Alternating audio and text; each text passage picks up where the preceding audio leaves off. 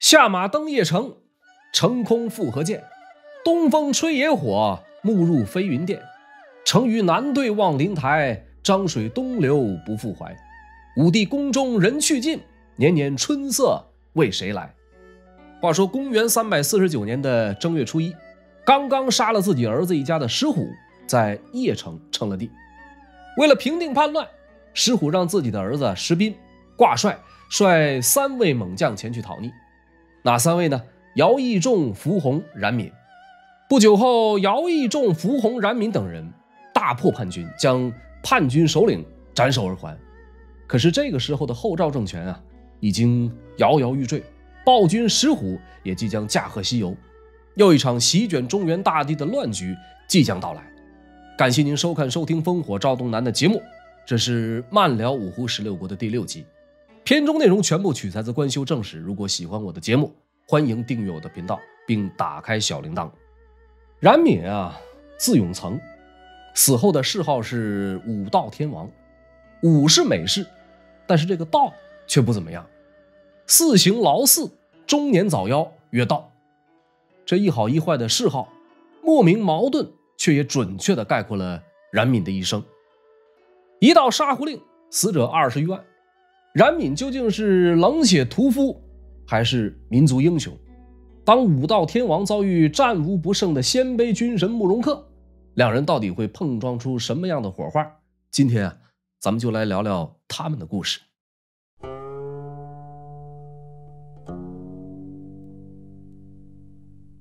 公元349年的4月，刚刚称帝3个多月的石虎病重了。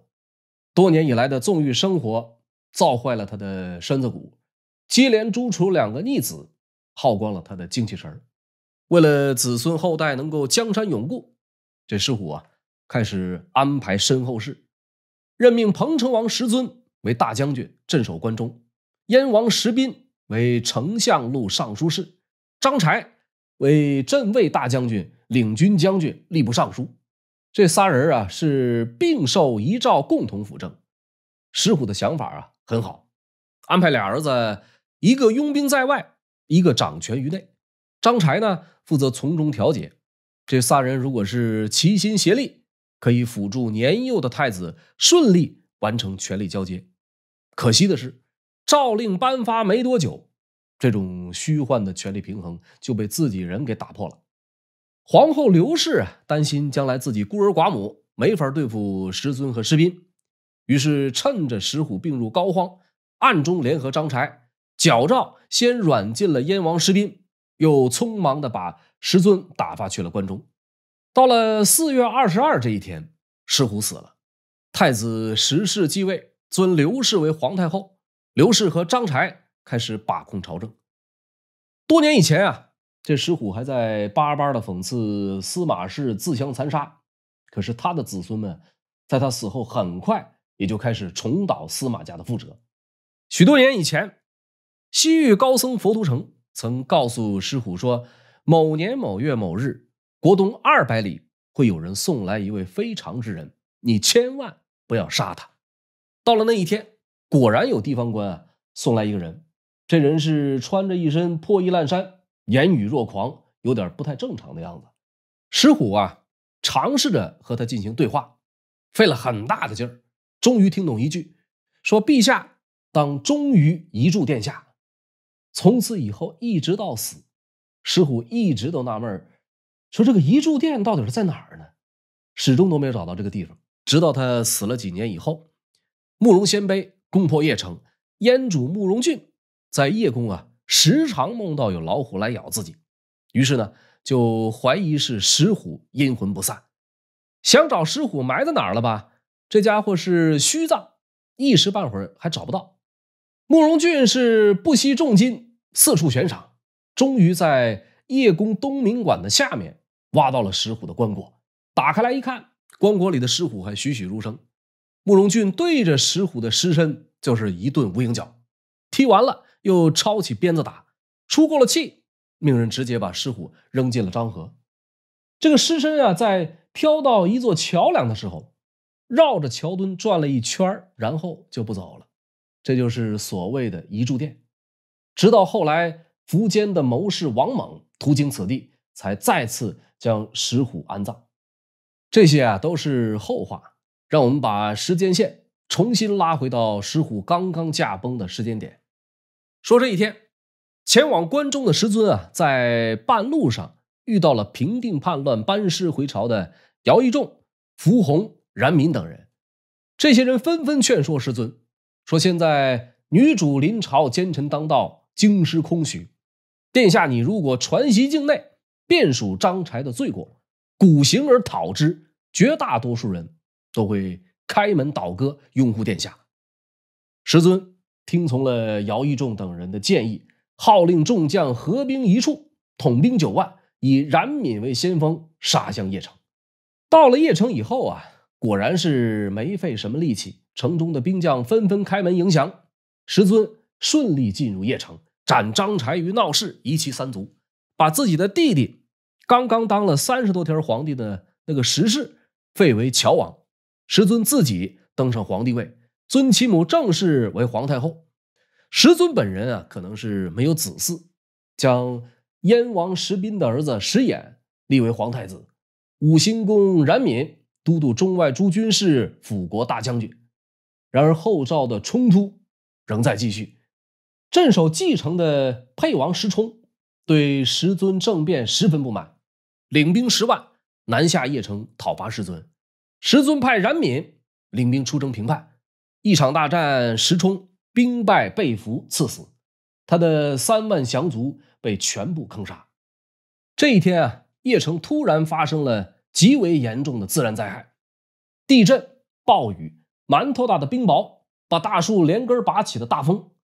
邺城皇宫的太武殿也突然发生了火灾，所有的门窗烧得所剩无几，皇帝的剩余符丸被烧掉了一大半。这场大火直烧了1个月才被熄灭。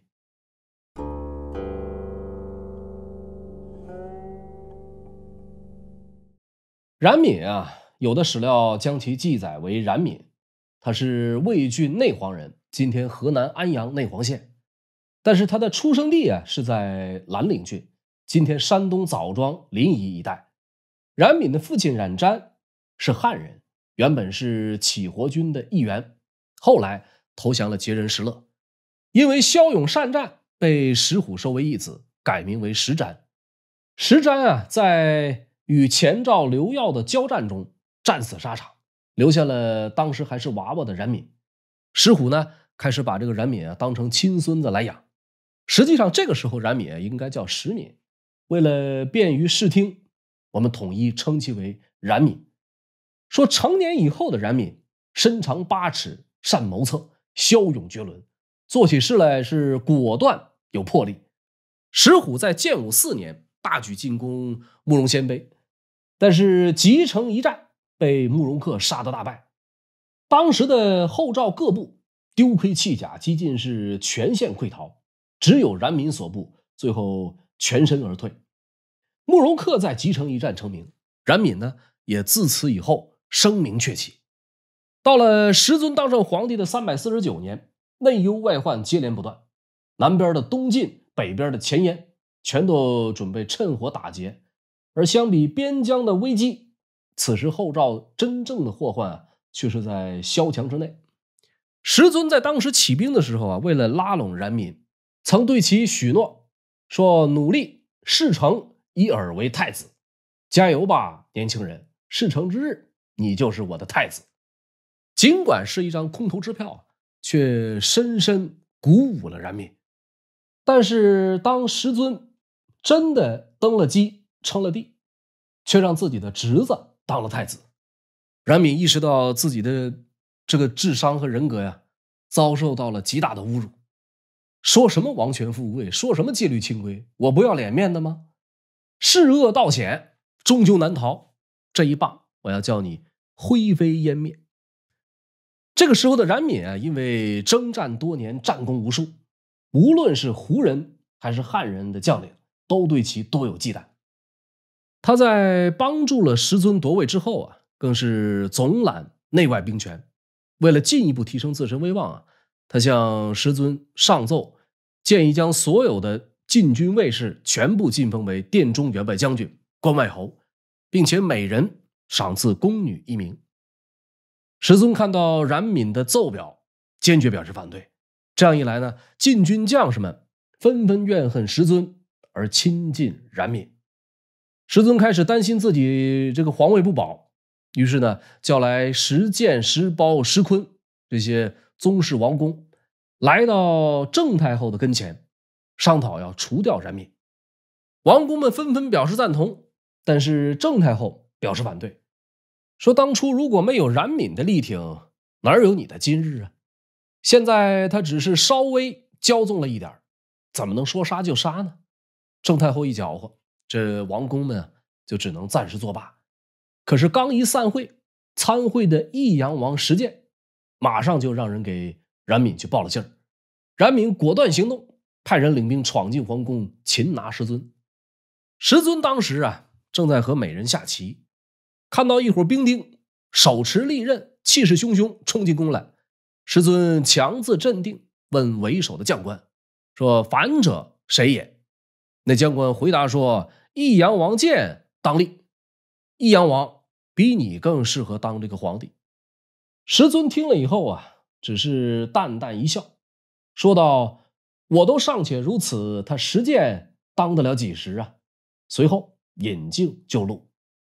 太后正室太子石衍以及一些亲信随后也都尽数遭到诛杀。石尊这个皇帝满打满算当了183天。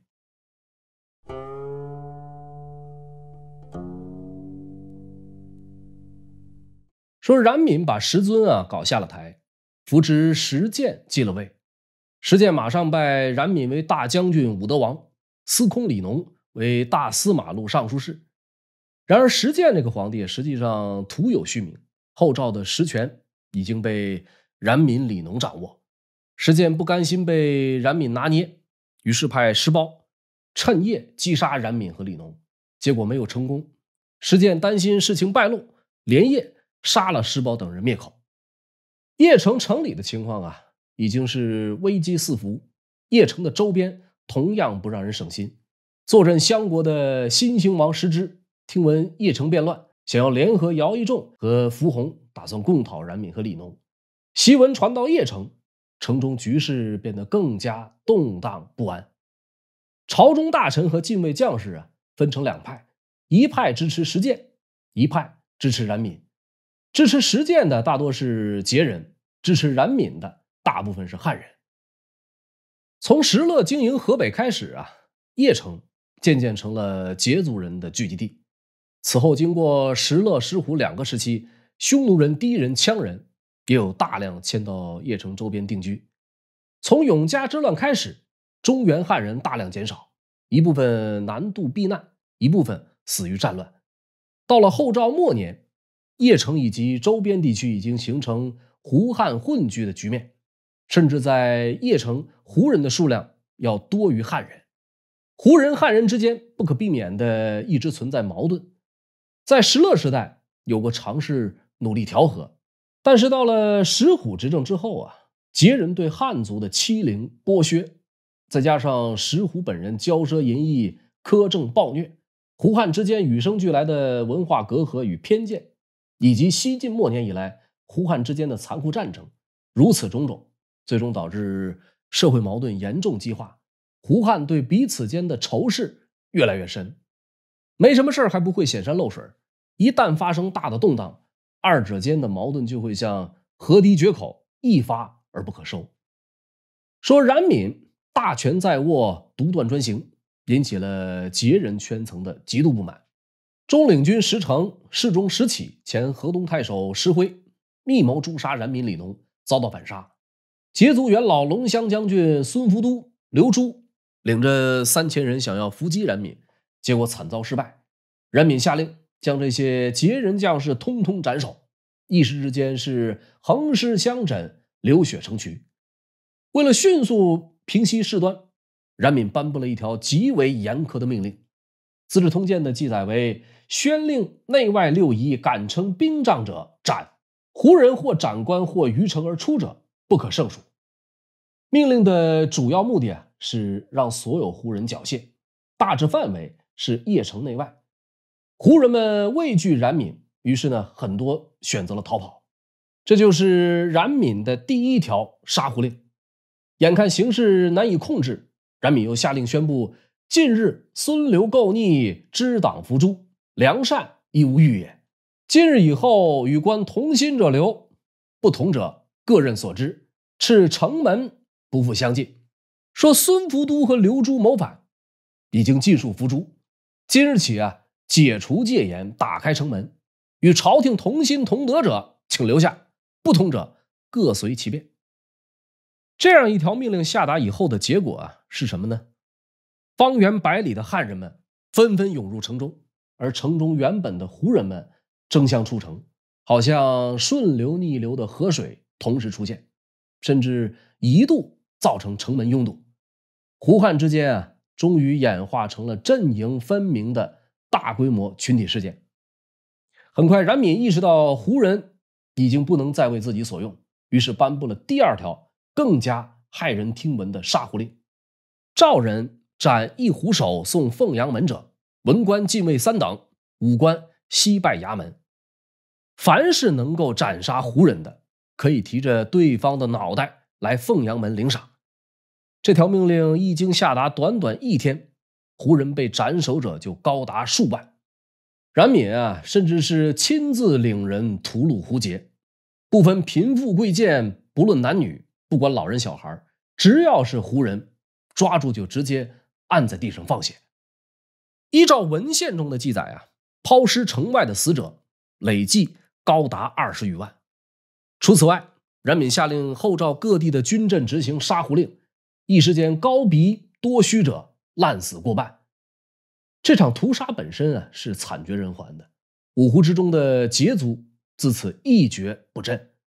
100多年以后，羯族彻底消失在了历史长河之中。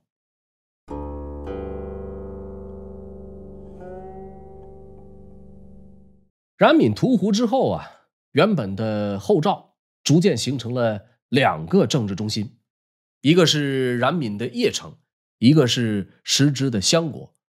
公元350年春正月，冉闵根据谶语继赵李，改国号为魏，把他自己的这个姓氏改成了李。大赦境内，改元青龙。原本在后赵朝中任职的大小官员和禁卫将士有1万多人逃亡襄国，表示对冉闵的反对。整个关东地区在这之后逐渐形成了军阀割据的局面。原本驻守在各个军镇的后赵将领各自拥兵数万，多半都不再听从冉闵的号令。石虎的儿子当中有一位汝阴王石坤，从邺城逃出去以后，很快率领7万兵马讨伐冉闵。这个时候的邺城刚刚经历大乱，还没有从动荡中恢复过来。冉闵只挑选了1000余名骑兵，就来到城北与石坤展开激战。以1000对7万，而且是正面硬刚。只见冉闵挥舞着他的2刃长矛，风驰电掣一般冲入敌阵，左冲右突，如入无人之境，所向无敌，当者披靡，一战斩首3000余骑，大败石坤。这一年的闰2月被软禁的皇帝石建偷偷联系外兵，有人找到冉闵，将其告发。冉闵直接将石建废而杀之，同时将石虎的孙子38人一并处死。国不可一日无君，按照惯例，这个时候呢，有大臣跳出来请求冉闵顺天应人，早登大宝。冉闵先是假意推辞让贤，而后又说：吾属故晋人也，今晋室犹存，请与诸君分割州郡，各称牧守公侯，奉表迎晋天子还都洛阳，何如咱们这些人原本都是晋人，安排个人去南边奉表称臣，迎请晋天子还都洛阳，可好有那个善于察言观色的大臣马上表示反对，说陛下圣德应天，宜登在位，晋室衰微，远窜江表，岂能总欲英雄，混依四海乎？就这样，冉闵自立为帝，恢复了自己本来的姓氏，改元永兴，国号大魏，史称冉魏。他这边称了帝，后赵新兴王石之很快也在襄国继皇帝位，各地的胡人将领纷纷响应。石之派他的弟弟石坤率领10万进据邯郸，准备讨伐冉闵。冉闵主动出击，在邯郸再次大败石坤，死者万余人。不久后，冉闵又在仓亭大败后赵联军，斩敌2万8千，尽服其众，振旅而归。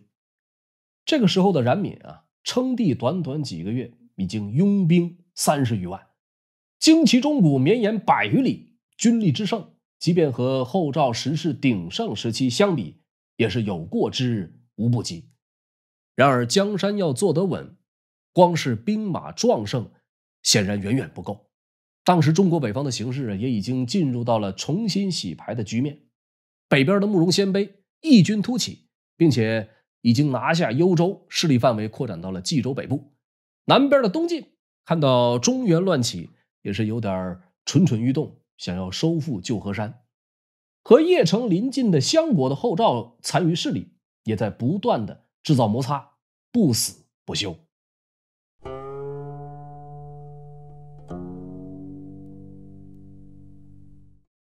公元350年的冬天魏主冉闵率10万大军围攻襄国，任命自己的儿子太原王冉胤为大单于，统领投降过来的1000多胡人。光禄大夫韦小对此表示反对，说胡羯皆我之仇敌，今来归附，苟存性命耳，万一为变，悔之何及？请诸秉降胡，去单于之号，以防微杜渐。您自己刚刚做过什么就没个数吗？前脚杀胡，后脚纳降，这个道理说不通。现在这些胡人咱们留不得，单于的名号咱们也是不能用的。韦小的建议实际上也说明了当时冉魏汉人们的内心的一些想法。但是此一时彼一时，在魏国的土地上仍旧生活着很多胡人，无论是出于军事力量的考虑，还是为了维护政权稳定，对于这个时候的冉闵而言，前后矛盾而且十分棘手的是抛弃杀胡政策势在必行，如何安抚胡人变得越来越重要。于是冉闵当下大怒，将韦小和他的儿子推出一并斩首。说冉闵的10万大军围困襄国3个多月，襄国城日渐危急，时之大为惶恐之下，先派将军张春去往社头（今天河北枣强）向屯驻在那里的姚一仲告急，又派太尉张举去北边找燕王慕容俊求援。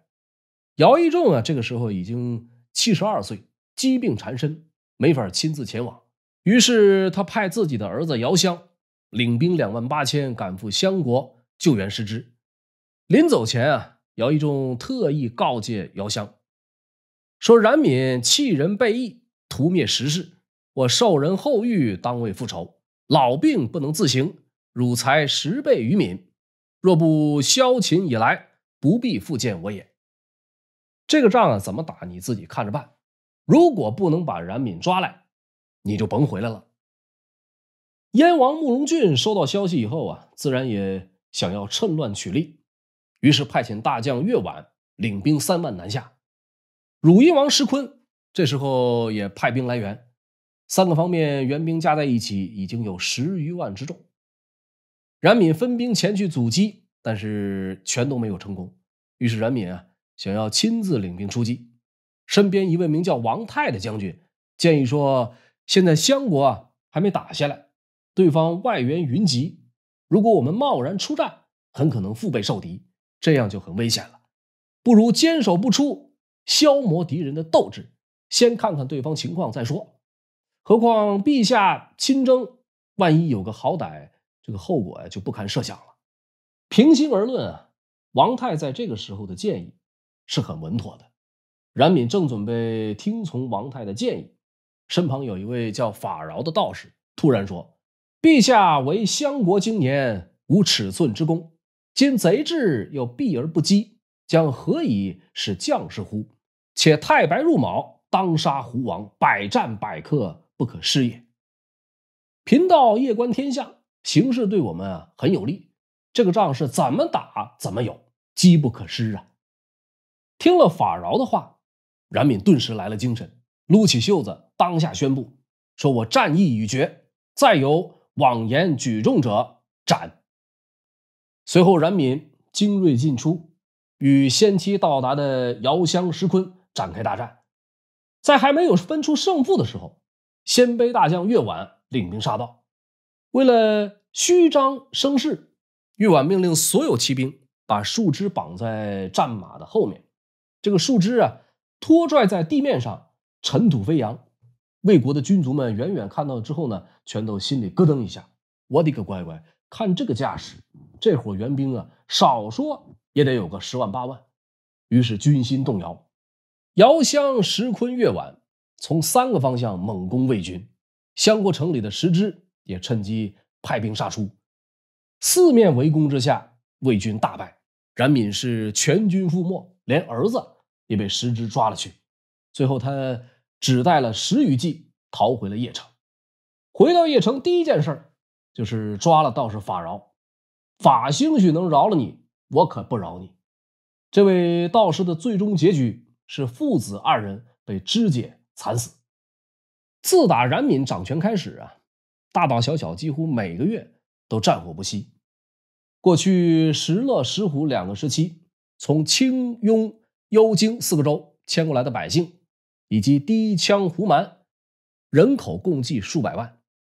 因为战乱，这些人在这时候纷纷选择返回老家。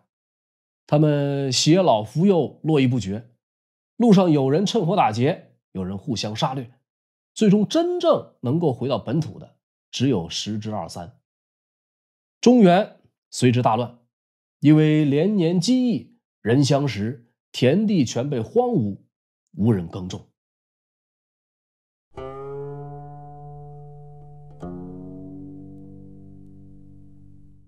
襄国之围解除以后石支趁热打铁，派大将刘显领兵7万杀到邺城。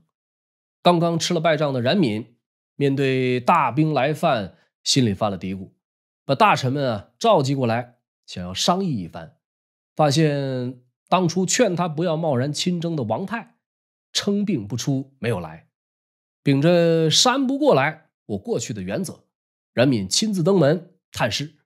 但是王泰记恨冉闵过去没有听从自己的建议，依然装病不理不睬。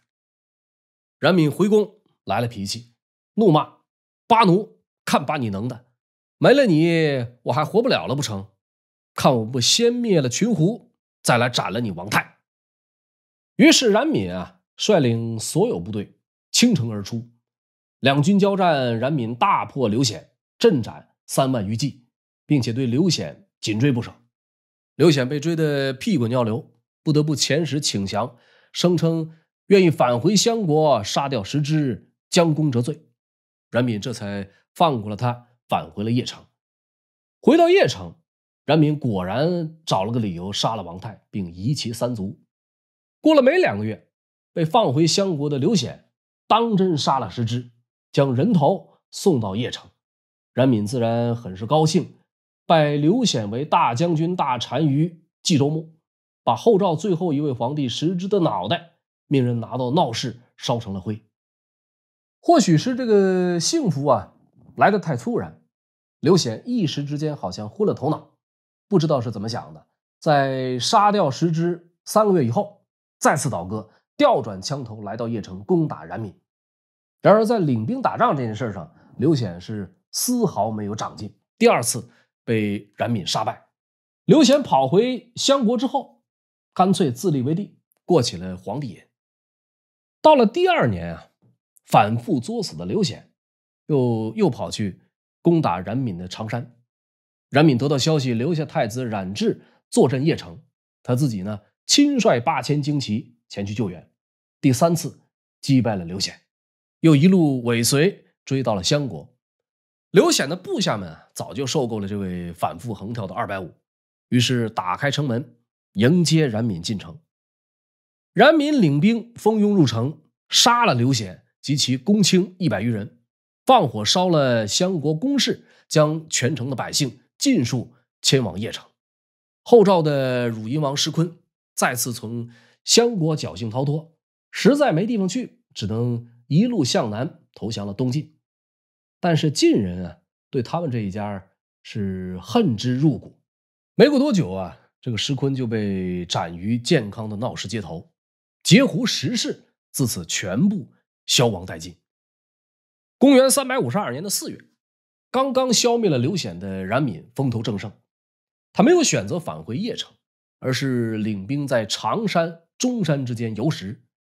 这是个十分危险的举动。一方面，当时的中山啊已经被慕容鲜卑所占领；另一方面，冉闵当时的兵力并不充裕，他的耀武扬威很快引来燕主慕容俊果断出手，派出辅国将军慕容恪领兵出征，讨伐冉闵。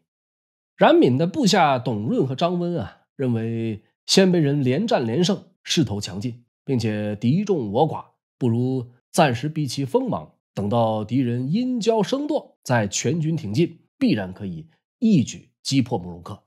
但是冉闵不以为然，怒道：吾欲以此众平幽州，斩慕容俊，今欲克而避之，人为我何？真是笑话！我正想踏平幽州，擒斩慕容俊，现在慕容恪近在眼前，我如果一味避让，天下人会怎么看我呢？慕容恪和冉闵最终在莲台相遇，一个是被誉为16国第一名将智勇双全，一个呢堪比西楚霸王项羽，勇武至极。16国时期最明亮的两个将星就此展开了一番精彩的对决。魏军士兵主要是中原汉人，以步兵为主，比较适合在丛林山地作战；而燕军呢，则多由鲜卑人组成，大多是适合在平原上作战的骑兵。两军交战之际，冉闵好似项羽再生，吕布附体，左手两刃矛，右手月牙戟，顺风大呼，锐不可挡。鲜卑人啊，向来对冉闵的威名多有忌惮。燕魏双方一天之内接连交锋，冉闵实战实胜。慕容恪不得不鸣金收兵，巡视军阵之际，慕容恪对将士们喊话说：冉闵啊，勇而无谋，一夫敌耳。其士卒积疲，甲兵虽精，其实难用，不足破也。冉闵在这个时候啊，也知道自己这边都是不足，于是开始将军阵向邻近的树林移动。只要进入树林，鲜卑人的骑兵啊就会难以施展。慕容恪的一名参军高开啊，很快察觉到了魏军的意图，他马上对慕容恪建议，用轻骑袭扰引诱魏军，千万不能让他们进入树林。于是慕容恪马上依计行事，派了一小股骑兵去交锋，然后假装不敌败退。冉闵呢，果然中计，魏军再次回到了平地。慕容恪是马上调整战阵，全军分成3部，挑选精于骑射的士卒5000人，用铁索将各自的战马相连，再把这5000人放到中军的前阵。冉闵看到鲜卑人变换了战阵，心里想着胜败在此一举，伴着斜阳，他催动胯下猪笼宝马，向左右示意，并高举手中兵刃，大呼一声，领兵冲入敌阵。冉闵左矛右戟，上下翻飞，不多时就斩杀敌军300余骑。可是很快发现鲜卑骑兵倒而不散，战马之间都有铁索相连，对方的战阵就好比一张大网，无论怎么冲，始终都冲不破。略一迟疑间啊，冉闵望见了燕军阵中高举的大床，知道那就是慕容恪的所在。他想着只要能冲垮慕容恪的中军，就不愁破不了这连环马阵。可惜他还是低估了慕容恪。鲜卑军是兵分3部，冉闵在被中军的连环马阵包围之后，慕容恪迅速调动左右两翼，预先埋伏好的骑兵立刻合围，将冉闵的部队包了饺子。冉闵有万夫不挡之勇，奈何敌人啊蜂拥而至，杀之不尽。看上去剩下的啊，应该只是时间问题了。就在这个形势十分危急的时刻，伴随着一声嘶鸣，宝马猪笼冲腾而起，驮着冉闵跃出了重围。慕容恪看到之后大惊失色，赶忙让人奋力急追。冉闵一口气也向东跑出了20多里，突然间胯下猪笼马倒地不起。这匹日行千里的宝马良驹就这样为主人耗光了最后一丝力气，力竭倒闭。16国时期的莲台大战最终以慕容恪获胜，冉闵被生擒而告终。几天以后，冉闵被押到蓟城，燕主慕容俊当面责问他，说你本是无才又无德的一个奴才，怎么就敢妄自称帝的呢？只听冉闵回答说，天下大乱，尔曹夷狄禽兽之类，犹称帝，况我中土英雄，何为不得称帝也？说如今这个世道，你们这帮番邦夷狄人面兽心的家伙都能稳坐金銮宝殿，面南背北，我冉闵也称得上当世豪杰，凭什么不能称帝呢？咱们平心而论啊，慕容鲜卑虽然是胡人，但是汉化的程度极深。燕主慕容俊他本人呢，更是位彬彬儒雅的文人君主，但是冉闵一句夷狄禽兽，彻底惹恼了他。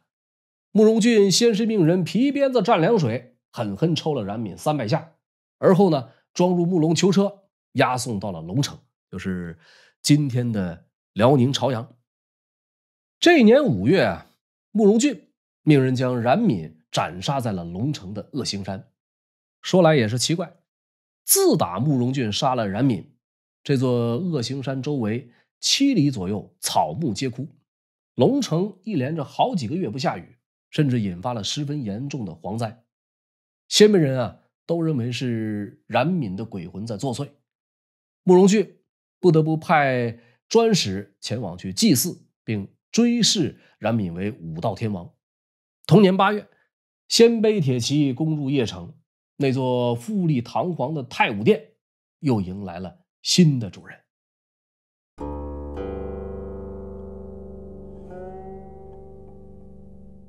有关冉闵杀胡的动机，过去很多人将其归纳为冉闵身上的汉人血统，或是所谓自我认同的转变。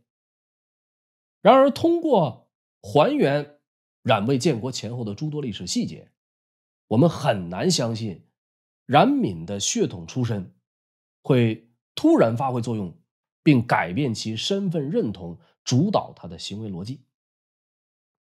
实际上，单就杀胡本身而言，血统论很难解释事件发生以后，冉闵仍然觊觎后赵统治权的这个事实。以建国而论，血统论也和冉魏政权中胡人官僚始终存在的这个事实相互矛盾。人们对杀胡令固有的印象，尤其是网络上的，认为这是一场由冉闵领导的汉人针对胡人的无差别屠杀事件。然而，如果我们稍微仔细一点去查阅一下有关的史籍记载，就会发现冉闵所诛戮的对象并非不加甄别，而应该是有所选择的。首先是在事件发生前，冉闵曾派遣石坤、张举、呼延胜出征迎敌，这3个人无一例外都是胡人，但是在关键时刻被委以重任，这无疑体现了冉闵对截胡勋贵官僚的信任。其次是事件发生时，大量的截胡出身的高级官僚人在邺城，却并未受到波及，直到屠杀发生以后，冉闵改了国号，不臣之心暴露无遗，这才导致大量的截胡官僚逃出邺城。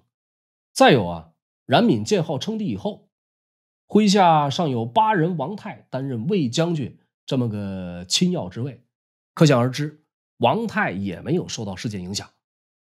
冉闵杀胡的主要对象都是哪些人，史籍中没有明言，但是可以通过梳理事件爆发的导火线稍作推论。引发杀胡的最直接的导火索，实际上是针对冉闵本人的3次谋杀。第一次，石建安排石苞等人诛杀冉闵，失败以后，石建杀掉石苞灭口。第二次，石成、石启、石辉谋划除掉冉闵，结果事情败露，遭到反杀。第3次，孙福都刘朱领3000节士伏击冉闵，遭到全员清洗。这3次谋刺事件全部都是出身截胡的官僚勋贵联合部分禁卫系统的士兵所发动。这些禁卫士兵绝大多数都是截胡，在后赵时期他们的总数起码在3万以上。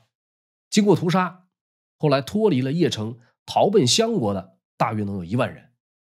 他们因为参与先后3次的谋刺失败，而遭到冉闵的大范围清洗。保守估计，在杀胡事件中死掉的至少有2万人以上。